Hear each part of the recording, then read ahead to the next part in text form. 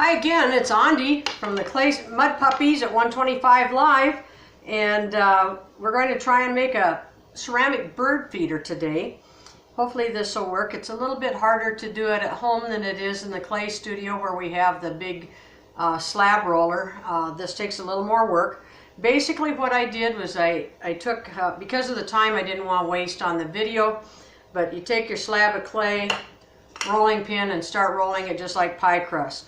Now you got to kind of have an idea ahead of time what you want to make. So do you need a piece of clay that is long and narrow, or round like a pie, but just like you're rolling out pie dough. You just do the same thing and keep pushing and pushing.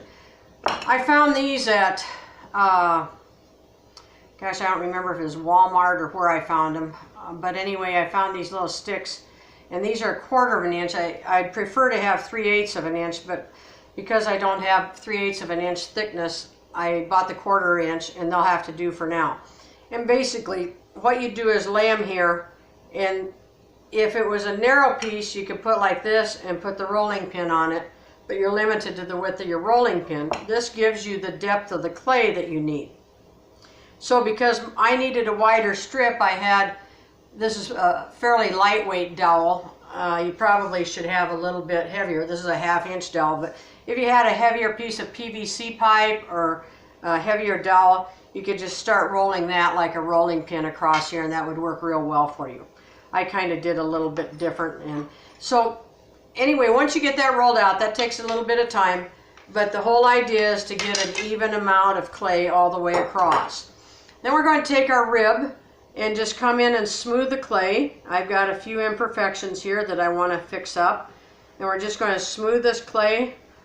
And this not only smooths it, but it does pack the molecules of the clay together and makes a better situation for the clay. So it just binds it and makes it stronger altogether.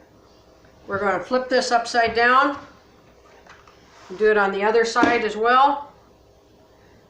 We're just going to come like this. Make sure everything gets flat.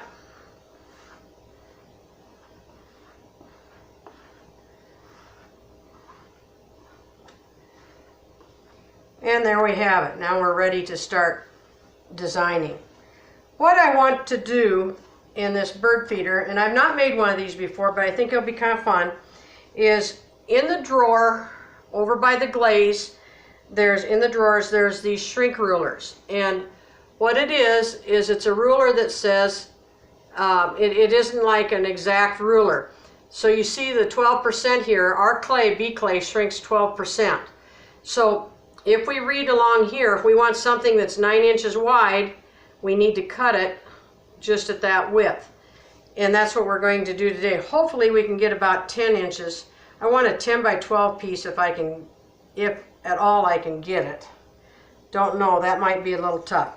Let's cut across here and see if we can't get something. We're going to square off this bottom like so. And then we're going to measure up 12 inches and mark it. Now another nice piece of equipment is if you go to Hobby Lobby or Joann's and find a quilting ruler that has a checker marks every 1 inch, marked off every 1 inch. It's a plastic quilting ruler, and that helps it so you can line things up even squarer than what this is. But since I don't have that, and I've got a birthday coming up next week, I'm hoping that I get that for my birthday. That's on my list. Okay, we've marked this off at 12 inches now. This is how tall we want the object to be, or the bird feeder to be, the cylinder. And what's going to end up happening on this is it will shrink down. This isn't a true 12 inches, but it will shrink down that 12% and be just perfect. So we have, it looks like, where we can do about 9.5 inches. So that's what we're going to do. We're going to make this thing 9.5 inches. It might be a little narrower than what I want. I got another, this will work. I got another idea. We're going to just switch it a different way here. We're going to mark 9.5 inches. and go up here. Now, trick is here, you need to make an absolutely square corner. If you're not sure, take something that's square, that you know is square, and just put it to the two measurements like that, and then you'll know where you need to be. Makes sense, doesn't it? And here we go, marking another line, and take that off. And then I'm going to hope that I'm correct in what I'm doing here. Cut this side. I'm going to go cut this side. Do the same thing.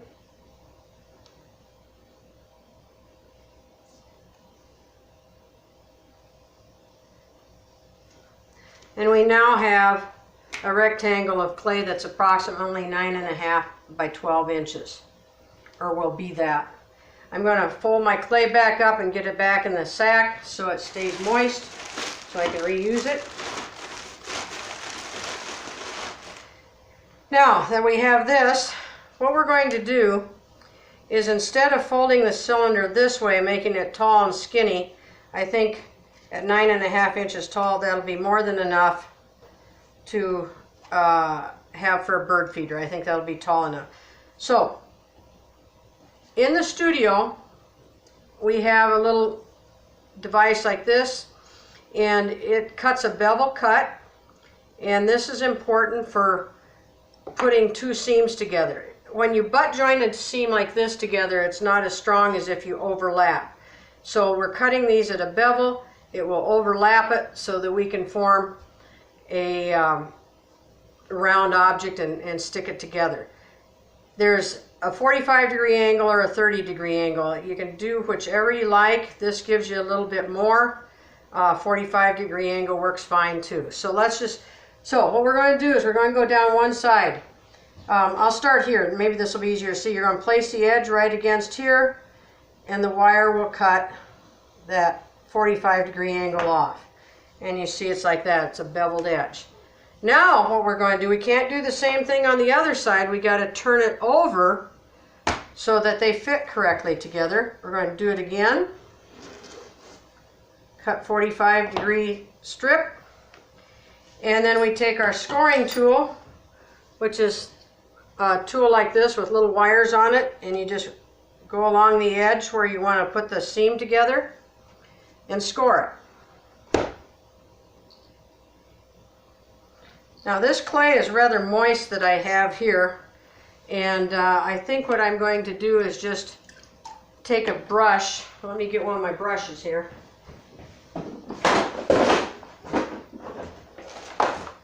And just take a brush and moisten that area. I think would be the best way to go. I've got a brush and I'm just going to put a little water on it. I'm just going to go like this. You can use slip. We have slip in the cupboards that for both the red and the bee clay. We want to moisten both sides of this. And what it does is then this will stick together better. Okay, here we go. We're going to put this together. And hopefully it'll stay. This really needs to dry out a little bit, folks. It's pretty damp.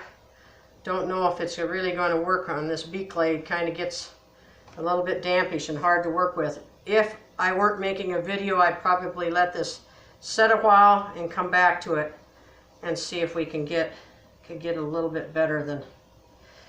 Okay, we're going to put it together, overlapping just a little bit.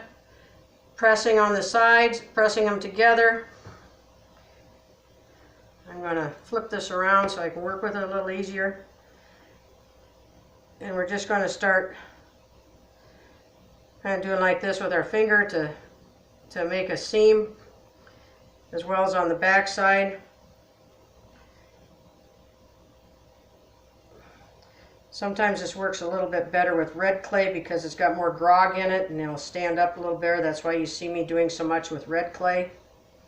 White clay can be a bit of a challenge, but I thought I'm up to it today. Let's see what happens.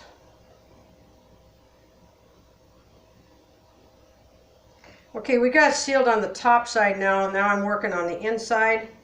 I'm going to try flipping it up and seeing if it'll have a little bit of integrity to stand, and it is.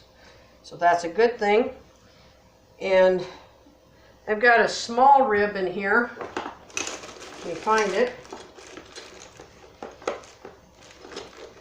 This small rib I'm going to take on the inside and just start coming up that seam and smoothing it, holding it on the outside so we don't poke through, and trying to smooth that seam and get it to seal together. Now this one is a little more difficult because I only made 1/4 inch clay. It'll be a lot easier if you have 3/8 inch, trust me.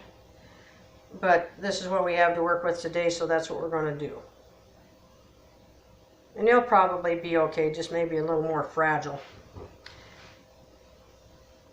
Okay, I'm going to flip this around. I know it's hard for you folks to see because I got my hand inside here, but I'm just smoothing out with the rib on the inside the seam. Oops, dropped the rib. And getting it as smooth as possible without poking out any more clay and making it thin. Now I'm going to come on the outside and do the same thing. Always holding my hand underneath because this is pretty flexible right now. I want to smooth that out and make that seam look as one.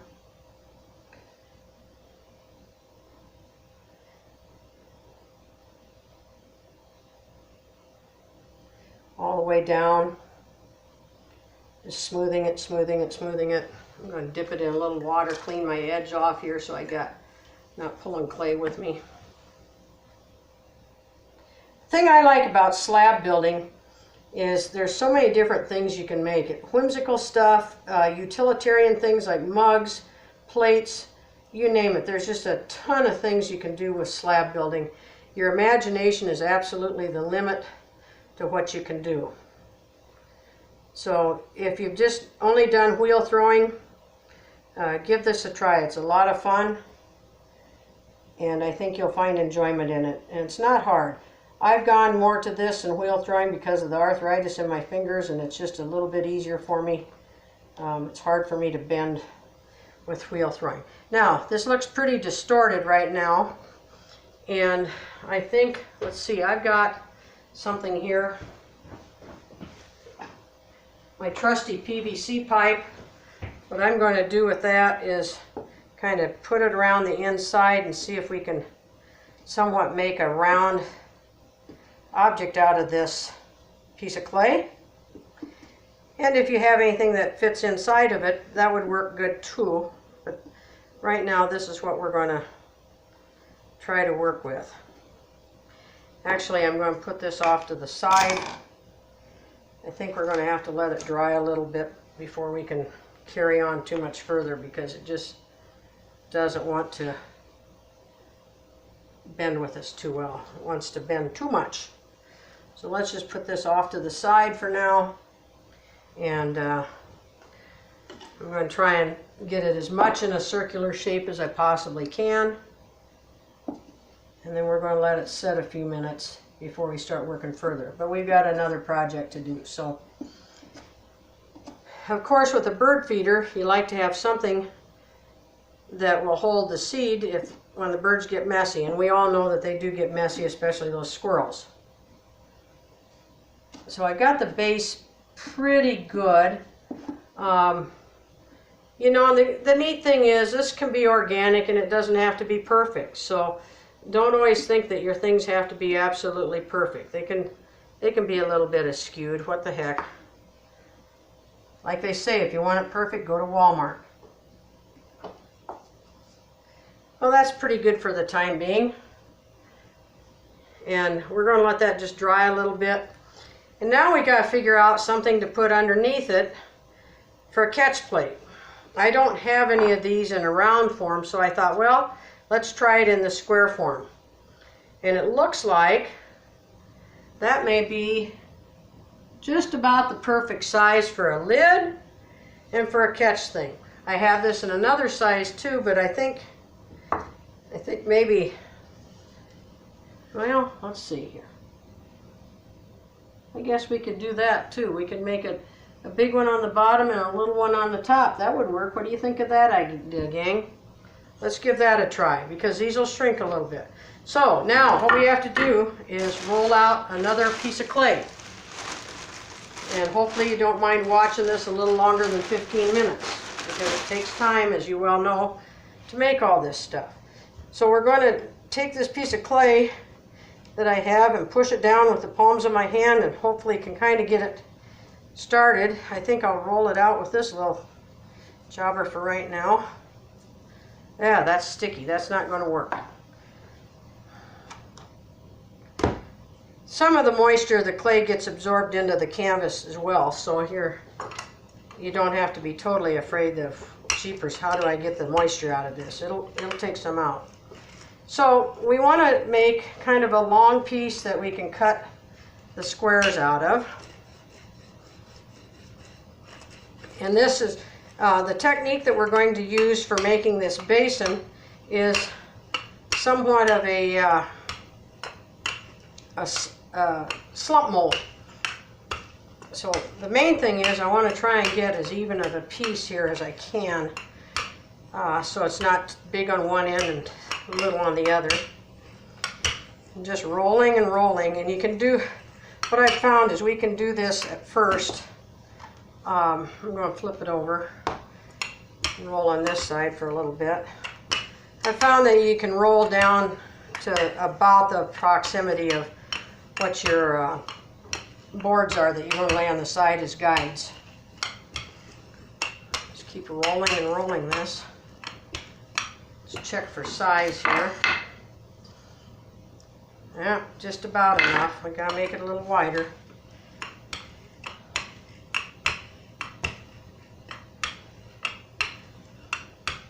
We're probably at about 1/2 inch right now, I'm guessing. I need to get it down to 3/8 or 1/4 inch. I'm hoping 1/4 inch isn't too thin for that plate. Problem is when you get it thinner and thinner like that, it's the integrity of it, it doesn't hold up, especially with the bee clay. We'd probably have a little bit better luck if this was the red clay.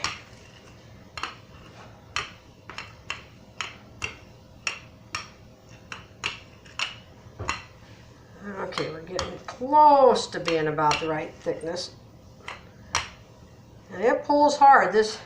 It's way easier, gang, to do this in the studio than it is here, I can tell you that. But it gets your exercise since we're all sitting around eating and not doing anything. It gives you some exercise.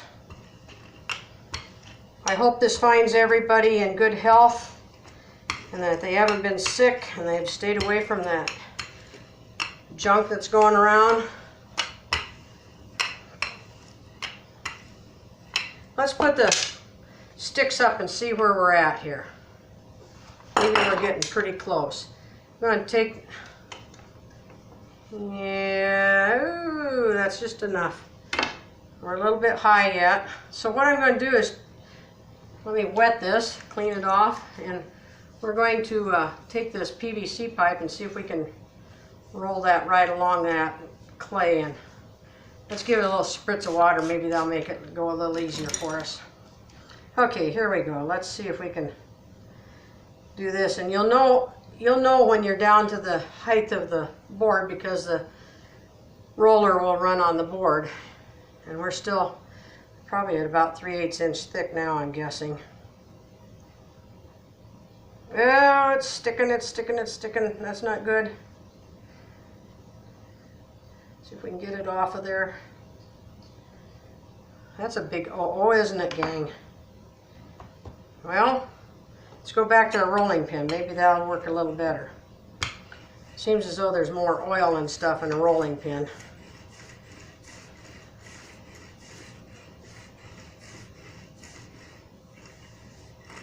Okay. Let's measure now. We'll take this one and see if we can measure with this stick. Maybe. I'm going to have to go kind of a little crooked here. The only problem with this stick is there's flexibility in it and it wants to bend. But you know what? I think we're close enough. We're going to call it good. So what we're going to do here is remove these. I'm going to get a piece of foam in here. And where did I put my piece of foam? Oh, I know I had it here. Hang on, guys. Let me get at my piece of foam.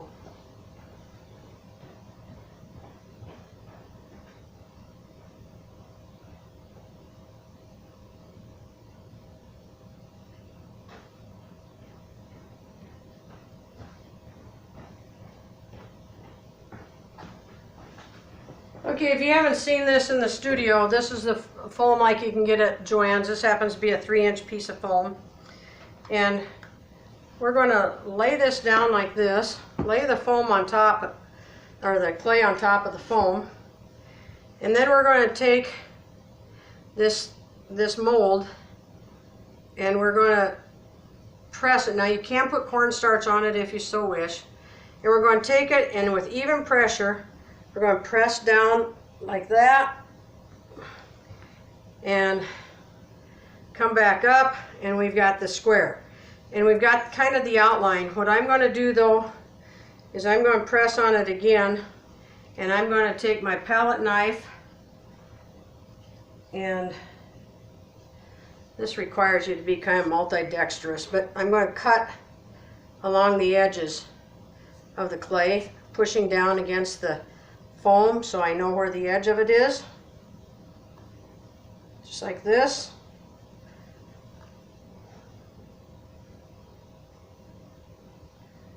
And then that'll cut the clay for my bottom. And we'll pull those away. Hopefully. There we go.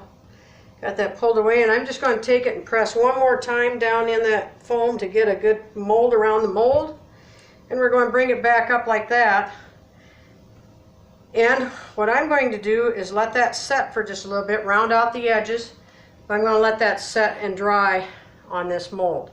We're going to make another one with a smaller mold, roll out some more, make the smaller mold the same way. And you can smooth that off if you want, and then that gets attached to the bottom with slip. The top gets attached on here. Top will be like this to give it a little bit of a shield from the rain. And we'll put holes through this and through the top so that you can put a string around, and it can lift this lid up and down off of that string to feed the birds. And we got to cut holes in this. But right now it's a little bit too damp, so let's save that for the next video and end at this point. Hope you enjoyed this so far. Talk to you soon.